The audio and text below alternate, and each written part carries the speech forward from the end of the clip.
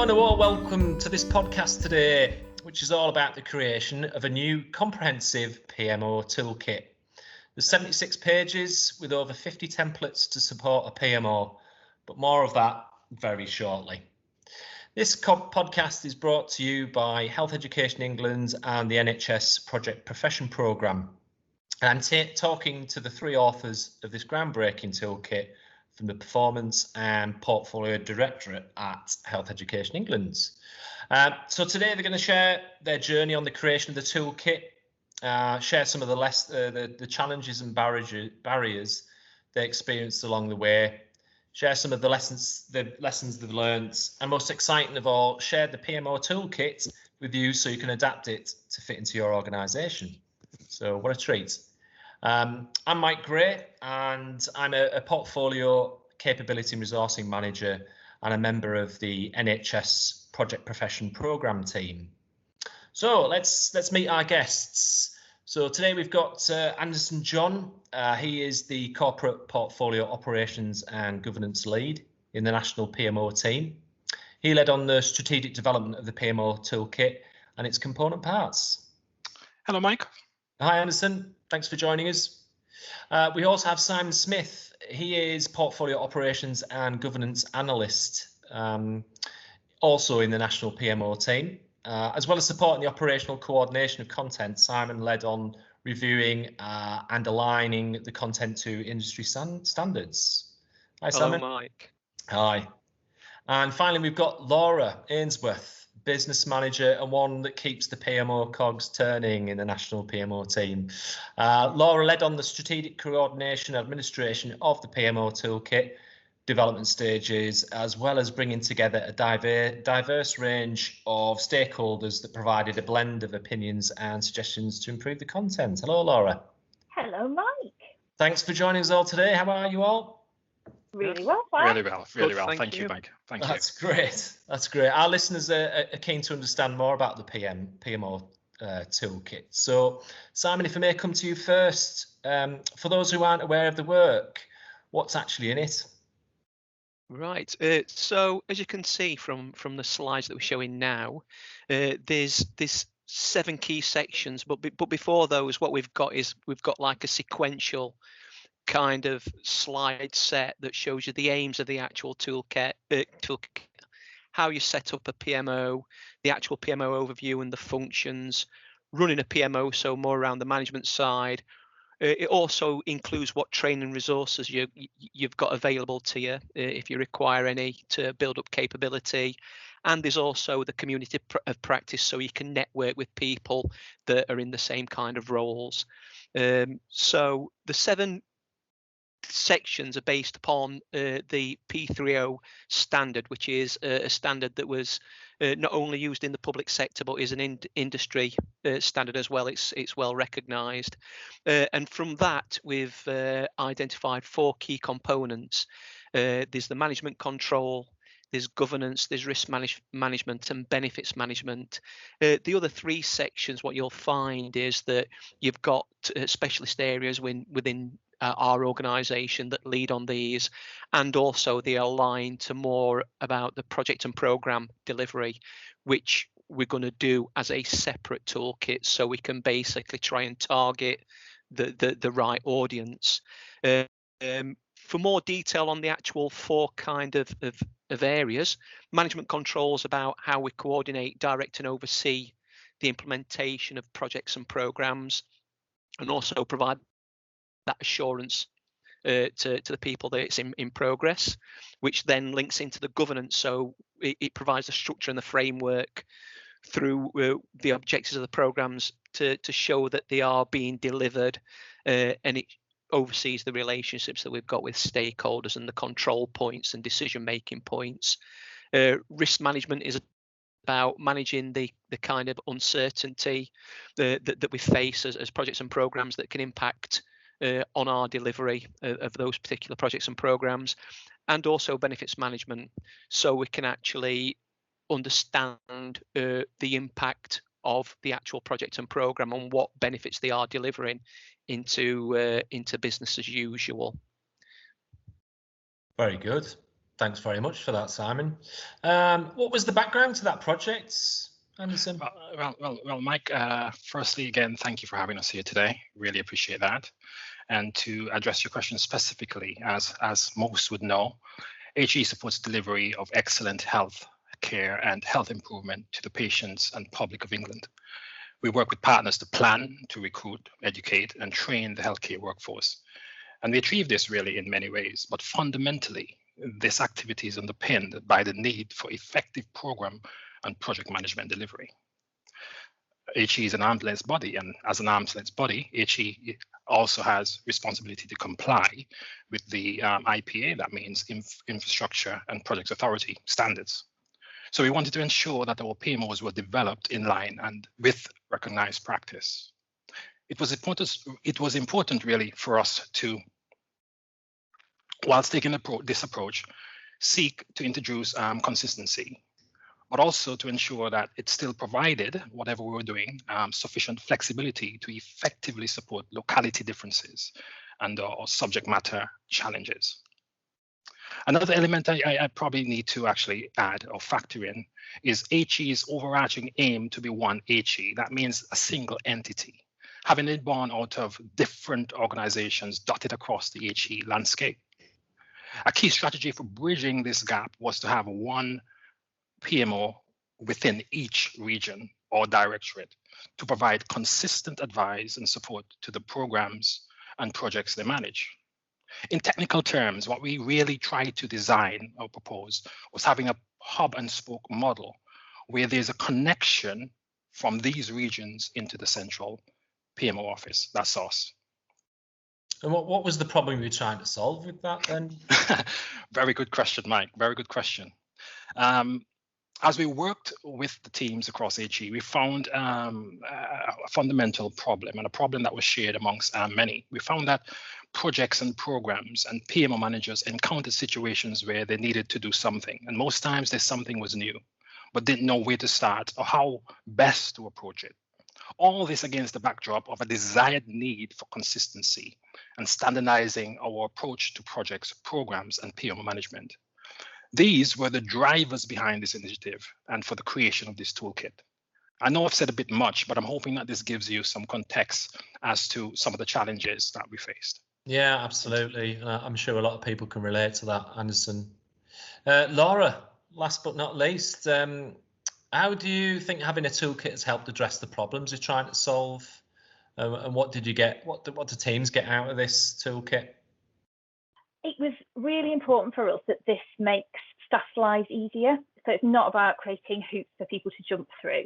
So as Anderson and Simon have explained, the toolkit is a central point for providing the guidance needed to enable a PMO approach to be successfully introduced. So it's about having a quick reference document where the core PMO tools and approaches are in one place, and we can ensure we're adopting and effectively using best practice guidance and techniques for setting up and managing a fully functional PMO office.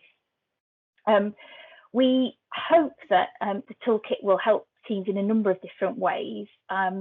So it'll build their familiarity and competence and confidence with the principles, tools and approaches that then they can spread across their regions or their directorate. We hope they'll be more efficient in their PMO role because they'll be able to spend less time determining what information to assemble and more time on defining and identifying the right sort of information that will give them assurance that things are on track. They'll hopefully be able to more easily identify where change and transformation activity is successfully delivering, but more importantly, perhaps where improvement action might be needed and they need to step in. And also they'll be able to create an evidence-based PMO so that programs and projects they support are established using best practice guidance and templates.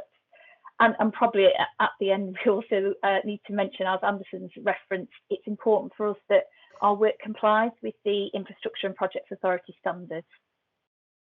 Fantastic. Sounds like it's going to solve a lot of problems. Well, I hope so. Yeah. And what were people's initial thoughts on the project, Simon? And how did you overcome these initially? How much time do we have, Mike? We could be here all day, but let me try and answer that question. I'm sure you'd appreciate that, change is always tricky, especially when you are dealing with changing hearts and minds or changing the way that people actually work, and basically where people are involved. We had been discussing the idea of creating a toolkit to support teams for some time, but we adopted an approach where there was a fair degree of collaboration and engagement, and where we made it the subject of engagement meetings throughout the whole life cycle of its development. We also made it clear that it was an all of us and not just a tool for us that we were giving to them. Simply put, it was to support them and the challenges that they were sharing with us. So we made it feel as if it was an all of us in this thing. With this, people were positive and engaged, and continue to be frank. We know this because feedback from the team since its publication have been really positive, and that's just not coming from me. I'm sure the others on this podcast would actually substantiate that. We will continue. This is our aim to actually support the PMO's capability development, drawing from the contents of the toolkit itself, and we'll adapt the content in response to feedback and change in standards and demands. Yeah, fantastic. That sounds absolutely excellent. What were the main lessons learned that you'd like to share with the project profession community, Simon? And if you were to do again, would there be anything you'd do differently? Yeah, I think there's quite a few lessons that we learned, Mike, going through this. For me, if you're designing a toolkit for your own organisations, it's making use of best practice that's out there. You know all the lessons learned that people have done previously, so you can normally not reinvent the wheel. There's always some best practice out there that you can use. NHS, saying that kindly, shared their draft toolkit with us. We've used that as a basis to adapt and add for our own toolkit here in HEE, and we would be happy to share our outline for people to adapt to suit their own internal needs and processes. Another key thing was the actual ensuring of communication being robust.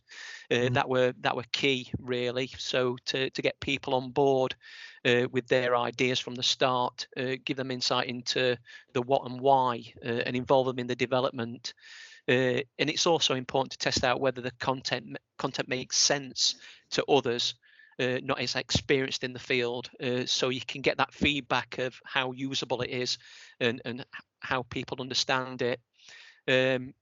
I know that it can be quite a frustrating kind of process designing a committee because there's that many people being involved and it increases the timescales, but it is important to involve your target audience to ensure it meets the needs. We also chose to separate out the toolkit, so we didn't provide loads of information that wasn't relevant, and we created one just specifically for PMOs, and there'll be another one that's being developed at this particular time that's going to be for project and program management. This helps us kind of narrow it down so it's focused specifically for the roles that it's trying to support. We have used some of the lessons learned to feed into the design of the toolkit for the actual project and program management across the organisation. So yeah, it's been a really good activity to do. Yeah, it sounds like it. And watch this space for other things that come out as a result of this. So I suspect we'll be doing another podcast in future. What behaviour changes or improvements have you seen since the development of the PMO toolkit, would you say, Anderson? Mike, I need to think about that one, to be honest. Behavioral change always takes the longest, as you know. This is about people who are, really set in a certain way of working and a certain approach. But as I mentioned before, to be honest, reception has been very, very positive. And that for me blesses my soul just to see that. I mean, even in the short life of the toolkit. And I said the short life just to answer my question, because it's very early days. It has just been published. So we are not yet positioned to really ascertain the impact of the behavioral changes. But hopefully over time, we would see that coming through through as we continue to work with the different PMO offices across the HE organization. Yeah, and I think that's perhaps something we can come back to in a future podcast, just to share with our listeners the challenges around that. So thanks, Anderson. No problem. And Laura, how do people get in touch with you if you want to find out more? What's the process? The best way is probably if you contact us via our central portfolio office email. So it's showing on the slide, but for people who are just listening, it's pfmo@he.nhs.uk. And we'd be really happy to hear from people if you wanted to learn more about the toolkit and how we created it, or how you can adapt it for your own organisation. Fantastic. That's great. I imagine there's going to be lots of emails coming to that one shortly. It's open. Well, thanks for taking your time to share your PMO Toolkit journey with us. Some real fascinating insights, and I'm sure our listeners will, as I say, will get in touch to find out more. Now, the NHS Project Futures profession team will continue to keep you up to speed with the latest developments and talking points. Your input is really important to us, so do send us your comments about what you'd like to hear in future podcasts. And don't forget to subscribe to our Twitter handle, which you'll see on this slide that Laura with us. Sign up to our community of practice on Knowledge Hub, where you'll find a copy of the PMO Toolkit Anderson, Laura and Simon have shared with us today. And you'll find other published resources on the project management within the NHS. So lots of good stuff in there. But until next time, stay safe. Thanks for listening. Goodbye.